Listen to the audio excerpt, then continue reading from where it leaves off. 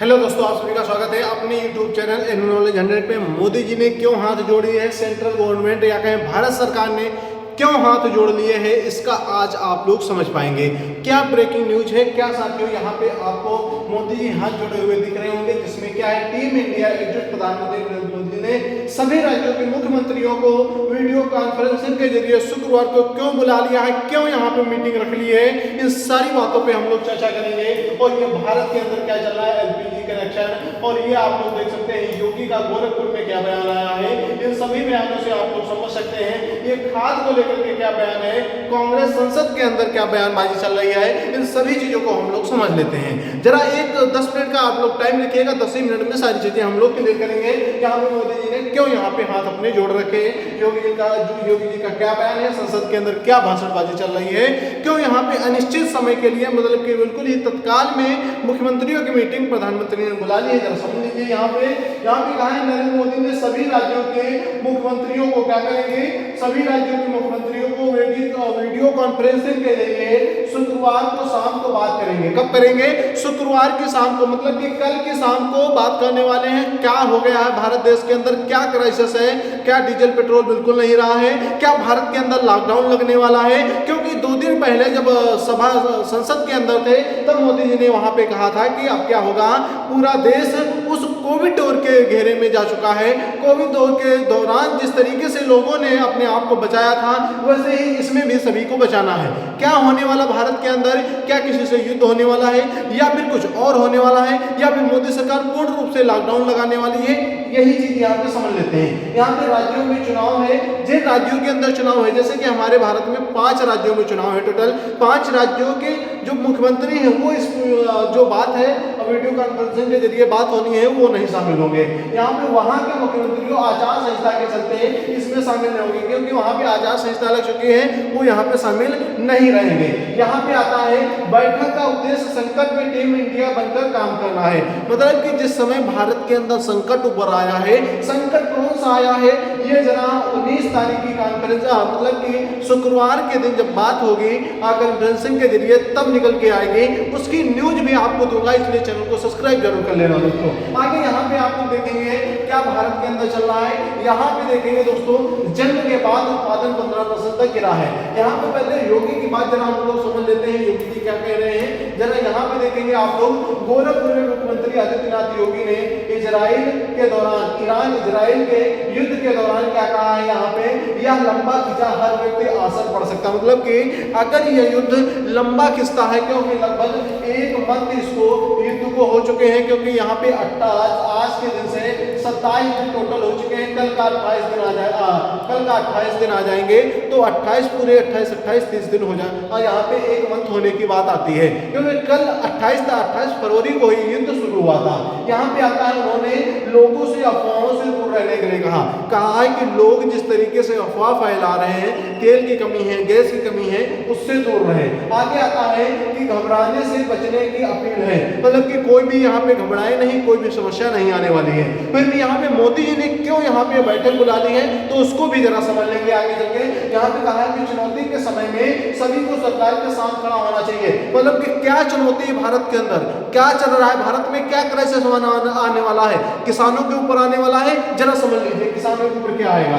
यही पे सच्ची राष्ट्रभक्ति है। यहाँ पे देश के प्रति संतावना व्यक्त करते हुए लोगों को इकट्ठा करने की योगी सरकार कर रही है। यहाँ पे सीएम ने सहजनवा में 3.5 एकड़ के IT पार्क का लोकार्पण किया। उन्होंने बताया कि गोरखपुर में 9-10 साल में कितना 1 लाख करोड़ अधिक विकास कर चुके हैं। ये तो बात यहाँ पे आई। यहाँ तक आप लोग देख रहे हैं कि यहाँ तक सच्ची राष्ट्रपति भक्ति के लिए लोगों को इकट्ठा क्यों किया जा रहा है, मुख्यमंत्रियों को क्यों बुलाया जा रहा है, जरा समझ लीजिए। यहाँ पे दोस्त आप लोग समझेंगे कि घबराए नहीं, पेट्रोल डीजल LPG 60 दिन का स्टॉक है, इसके 60 दिन की बुकिंग कर रखी गई है, फिर भी यहाँ पे क्या हो रहा है, 50,000 टन LPG रोज क्या हो रही है, बढ़ रही है, उत्पादन 40% बढ़ा दिया गया है। फिर भी भारत के अंदर क्या हो रहा है, लगातार तेल और गैस की कमी आ रही है। क्या क्या सच्चाई है, जरा आप लोग समझिएगा। यहाँ पे सच्चाई क्या है यहाँ पे जरा समझ लीजिए। ये क्या कर रहे हैं, एथेनॉल 20% मिलाने की बात करते हैं पेट्रोल के अंदर। जो पेट्रोल 100% रहता है उसमें 20% एथेनॉल मिलाएंगे। इसमें क्या होगा, यहाँ पे एथेनॉल गन्ना और मक्का से बनता है, ये आपका गन्ना और मक्का से बनता मिलेगा। देश में जून 2022 से एथेनॉल 10% मिलाया जाता था, अब वही क्या किया जाएगा यहाँ पे 10% पहले, अब 20% यहाँ पे मिलाने की बात की जाती है। जिससे क्या होगा, यहाँ पे प्रदूषण से उत्सर्जन कम किया जाएगा। और आगे यहाँ पे संकट जो है उस संकट को जरा हम लोग पहचान लेते हैं। संकट भारत के अंदर क्या है, किसानों को लेकर के यहाँ पे है, जंग से खाद उत्पादन 15% तक गिरने की आशंका है। मतलब कि जो खाद का उत्पादन है वो 15% अगर गिर गया, आप लोग देखते होंगे कि जगह जगह पे लाइन लगी थी अभी खाद के लिए, वो भी समस्या यहाँ पे आ रखी है। किसान किस तरीके से भारत से अपने चल पाएंगे, ये जरा सोचने लायक बात है। यहाँ पे आप देखेंगे ईरान अमेरिका युद्ध के कारण भारत में यूरिया कॉम्प्लेक्स फर्टिलाइजर का उत्पादन 10 से 15% तक गिर चुका है। क्या भारत के अंदर जो उत्पादन हो रहा था वो भी गिर चुका है, तो भारत के अंदर क्या किसान यहाँ पे उठ पाएंगे, यह सोचने लायक है। सप्लाई चेन में रुकावट से फर्टिलाइजर कंपनियों को कच्चे माल की किल्लत हो रही है। किसकी? कच्चे माल की किल्लत हो रही है। इसमें केवल उत्पादन प्रभावित होगा, बल्कि सरकार का सब्सिडी बिल भी 20 से 25 हजार करोड़ रुपए बढ़ सकता है। क्योंकि यहाँ पे जब दोस्तों यहाँ पे महंगाई आएगी तो इनका बिल भी आगे बढ़ सकता है, क्योंकि जो सब्सिडी के तौर पे देते हैं। आगे आता है क्रिसिल की रिपोर्ट के अनुसार, जो क्रस की रिपोर्ट है कि कच्चे माल की कमी के कंपनियों की क्षमता उपयोग नहीं कर पा रही हैं। मतलब कि जिस प्रकार कच्चे माल की कमी है तो कंपनियां पूरी क्षमता के साथ में अपना कार्य नहीं कर पा रही हैं, जैसे कि भारत के अंदर किसान समुदाय को सबसे बड़ी समस्या आने वाली सोचते हो। यहाँ पे देखेंगे जिससे उनके मुनाफे पर चोट पड़ेगी। देश की उर्वरक खपत में यूरिया की हिस्सेदारी 45% है, जबकि कॉम्प्लेक्स फर्टिलाइजर की हिस्सेदारी 1/3 है। देश की यूरिया 20% और डीएपी 33% जरूरत आयात से पूरी होती है। मतलब कि 20% यूरिया भारत में आयात की जाती है, वहीं पे 33% आपकी डीएपी आयात की जाती है।